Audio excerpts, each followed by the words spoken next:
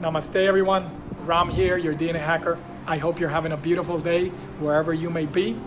This is part 2 of what is eco-wellness and why does it matter for your holistic health? Why does the world as a whole, why does every living being's health matter towards your health?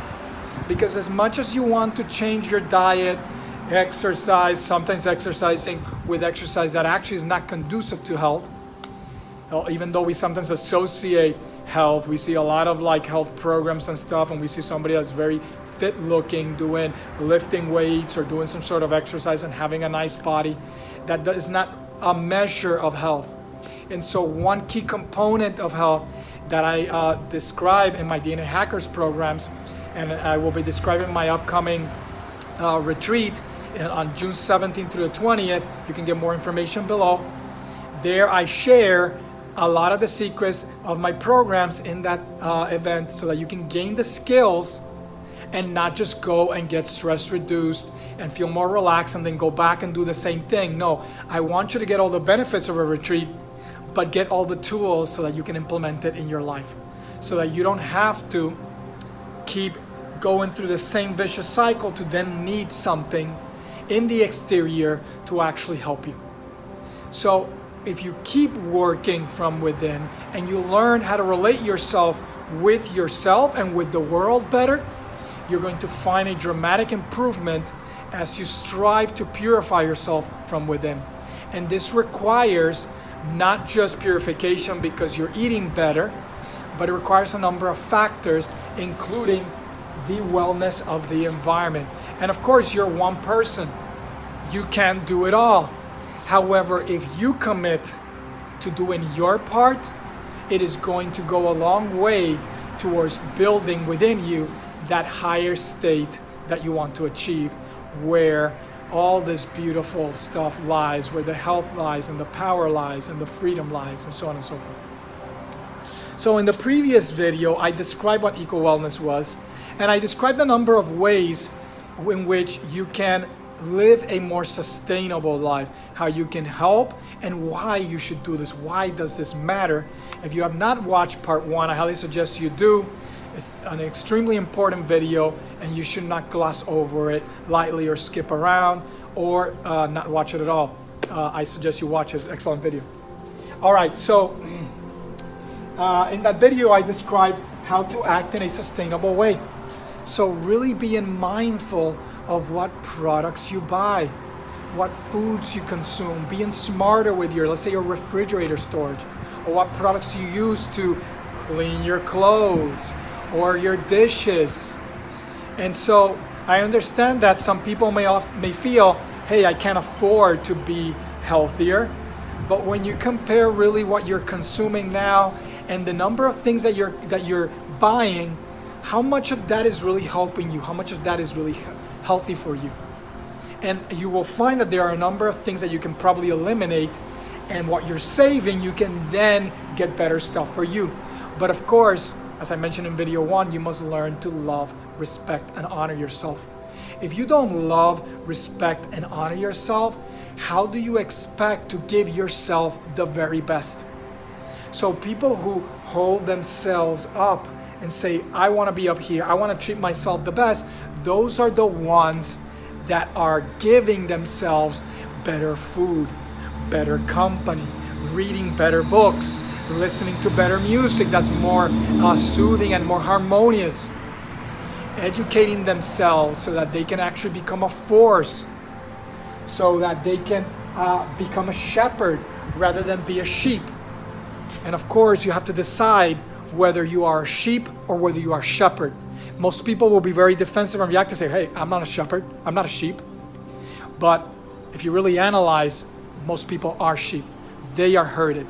Do you want to be herded, or are you going to be the one that's leading us into a new era that is swiftly changing through a difficult period as the planet is going through a lot of turmoil, especially on the environmental side?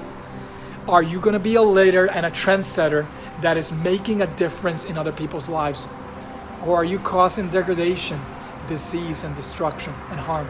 Because remember, inevitably, if you learn deeper practices of contemplative traditions, including yoga's advanced practices, you will find that in essence, nothing is separate from you. Everything is a manifestation of your own consciousness. And so just like this finger is not separate from my body, neither are those trees separate from me. So I should live loving, respecting, and honoring everything around me. And as I do, a certain peace and a purification will descend upon me. And a certain energy will descend upon me that it will be transforming and healing, not just to my own consciousness, but to my mind, to my body, to my health. Be conscious of how your diet habits and consumption impact the environment. We talked about that in video 1. Be very mindful of what you do so that you aren't indirectly causing harm, and learning to master the most important of the yamas, the first limb of yoga, ahimsa, nonviolence. Because if you don't master that, then you never will master true love. And if you don't master true love, you don't master the art of living and healing. It is in love that everything arises. It is in love that union emerges. It is in love that healing can occur. So make sure to make conscious ethical decisions. Ethics is a key component to health. So when I say that I'm 100% stress and disease free, I have to take into consideration the ethical principles. I have to learn how to relate to myself, how to love, respect, and honor myself, and at the same time then translate that into love, respect, and honor for others. Serving others, because there is no greater worship than service. And as long as you think that worship is getting on your knees and praying and no action and no execution and no love in action, then you are lost, my friend. Because there is no true love without service. And there is no greater worship than that. And the healing that occurs during that service, during that showing love, respect, and honor unto others, and especially unto Mother Nature that gives endlessly without ever asking for anything, it is the single greatest role model that we have. We have it right in front of us every day. The sun that shines, no matter who it is, it doesn't discriminate. The rains that fall, they don't fall and all of a sudden they skip over my house because they discriminate me. No, they fall regardless of race, creed, belief, so on and so forth. You must love in the same way. You must give without expecting anything in return. And when you do, amazing things will happen. Just imagine if everybody did that. If everybody gave without expecting anything in return, how much would you be receiving? The world would be perfect if everybody gave and acted out of true love rather than competition, separation, greed, self-interest. In the Journal of Humanistic Counseling, it was a really groundbreaking study, a really important study that wasn't appreciated that much. It showed the relationship between nature and your effectiveness at work.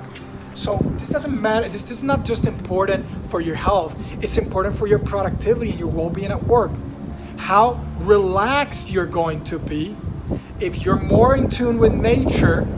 Let's say you have a long weekend, rather than go out partying, drinking a lot, going to a club and listening to really loud music and agitation, go and do something soothing in nature. Maybe go out camping, go out hiking, make love to your loved one out in nature, go to the beach.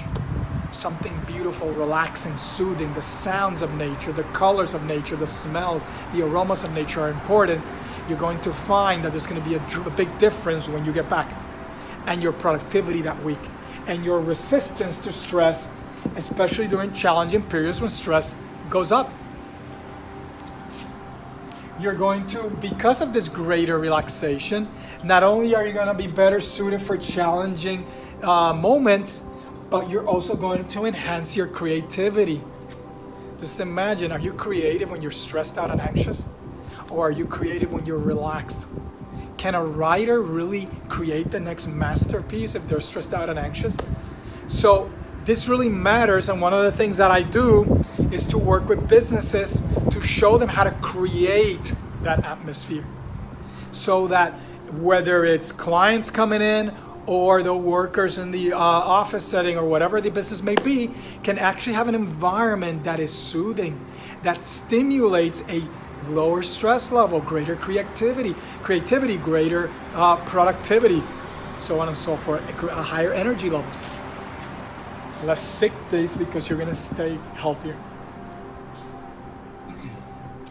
And if you want more information on this article, you can find it on Google. Just let me know, comment below, and I can give that to you. Identify ways in which you can help nature. And of course, not just help nature, but what activities are better suited for you? You know, maybe camping is not for you, your thing. Maybe you like biking. Hey, maybe don't go bike in the city. Get in your car, go out somewhere, come find the trail, and go biking. And connect with nature that way. Bring some lunch and sit off on the shade or in a big open green area and have a relaxing meal there. Sit and maybe practice some concentration or meditation if you know how. And just taking the soothing sounds and relax and get away from the noise and the bustle of everyday life. Especially if you live in the city. If you live in New York, go to upstate New York. If you live in LA, there's plenty of places nearby that you can go reconnect with nature. We are a nature-deprived society, and I've done a previous video on this, and I also had a medium.com article on this topic. The article to this is on the link below if you want to get the more complete information, where I provide a lot more data and a lot more information. And then lastly, of these first 6 points that I want to mention, is to make a positive difference on the planet. It's extremely important. Don't think that because you're one, you can't do anything. You educate yourself, you start to make changes in your own life, you reduce, reuse, recycle, you find other ways to help, cleaner products, and for example, learning that there's tree-free paper, maybe using more cloth towels in your bathroom and in your kitchen so you limit the amount of paper towels you're using. What products are you buying? Knowing what companies are becoming a lot more sustainable and more eco-conscious and offering better products that are better for the environment. And the last way I wanted to share a few points that are in that article, and I'm not going to touch upon all the specifics that I include there, but you want to check out the article for that benefit, to learn these benefits. But 5 ways to integrate nature. In a previous video, the one about how the healing power of nature, I described the benefit of household plants, so you want to check out that video. I talk about the power of the green color behind me. Green has a very stimulating effect. We come from nature. We are a nature-deprived society that needs to reconnect with nature. And I even mentioned a book that I recommend and how this may be, this is impacting younger generation, younger kids, especially boys. And the power, for example, of Boys to America, and a program that I'm going to be unleashing in the future that will be servicing youth and will be helping to reconnect them with nature, and we're teaching a lot of the stuff that I would teach. Natural wood as well. So how much natural type wood things do you have in your household? Furniture, maybe a lamp. Pieces that have natural wood have been shown to have a number of benefits, including stress reduction. And I mentioned in the article a number of other benefits, so you want to check that out.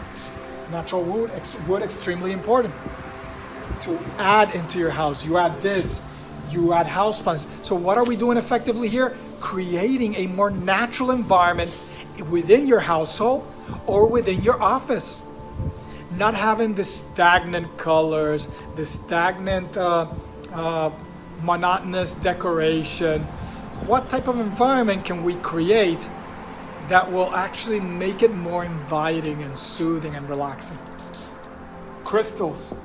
I mentioned a few here like shungite, lepidolite, and black tourmaline that have beneficial effects at an electromagnetic level, at an energetic level that is often ignored. Anything that's made by nature, which crystals are, has healing properties. So you want to consider those. That may not be something for you, but that's why I'm offering a number of different things. Salts, whether it's natural salts in your diet, whether it's like Himalayan salt or a sea salt with added minerals, whether it's in your bath like a soothing salt bath, whether it's a salt lamp or just salts and bowls, like kind of more like a feng shui type of practice around different parts of your house can have a dramatic effect on the overall dynamics of the house, diminishing negative energies and enhancing positive ones. And lastly, essential oils. So I've talked about essential oils before, and you want to check out a video that I did on a post on medium.com where I discuss essential oils that relates to mental health, particularly anxiety and reducing stress. Here I wanted to mention essential oils, and two of them, pine and cypress, which you can readily get, and they're not expensive. You get a little diffuser, you add a little water, you add some of these essential oils, and you turn it on, and it's going to create this mist and an aroma that is going to mimic the scents that plants normally produce out in nature, where they are release chemicals rich in phytoncides. And these have been shown to have a number of beneficial effects, again, from reducing stress, boosting immune function, helping cognitive function, so on and so forth. So all of these things, when you bring them together, create a synchrony and a harmony that will benefit your overall sense of wellness, of mood. It will enhance your health. So again, what you're seeing that I'm about and what I teach, what Rama's Rooted Tree is about, and the DNA Hacker Secrets. Again, this channel is soon to migrate to the DNA Hacker Secrets brand channel. And so what we teach in essence is this learning to love and care for yourself, because you've learned to master the art of loving, honoring, and respecting yourself. You hold yourself in the highest regard, and you will stop at nothing to put yourself in the best position, to treat yourself in the best way, to give yourself the things that you deserve. And so again, I urge you, click on the link below, get more information on my upcoming retreat. It's a one-of-a-kind experience. There is nobody out there that does what I do. Nobody out there that can claim to actually be 100% stress and disease free. And if you get to know me, and I get to know you, you will see that this is a reality, it's not fiction. You can actually achieve this yourself, as I achieved it. I wasn't always like that. I struggled with a number of health issues, both mental and physical. And as I was leading into my early adulthood, I started to delve deeper and deeper, and I didn't want to settle for beliefs. I wanted to know more. You can know more. You can know the truth of the universe. You can know everything. You can know how to live healthy and live free, joyous life. I urge you to consider that, whether it's to book a free coaching session to serve you only, not to sell you, or go and join one of my exclusive retreats. The next one is coming up in June, and it's going to be an amazing experience where you're going to learn a lot of skills that you can take with you back to your house, back to your work, so that you can sustain balance, health, and well-being better than you are currently, especially during the work week. All right. Again, I'm Ram. I hope this video has served you well. Have a beautiful day. Namaste. Take care.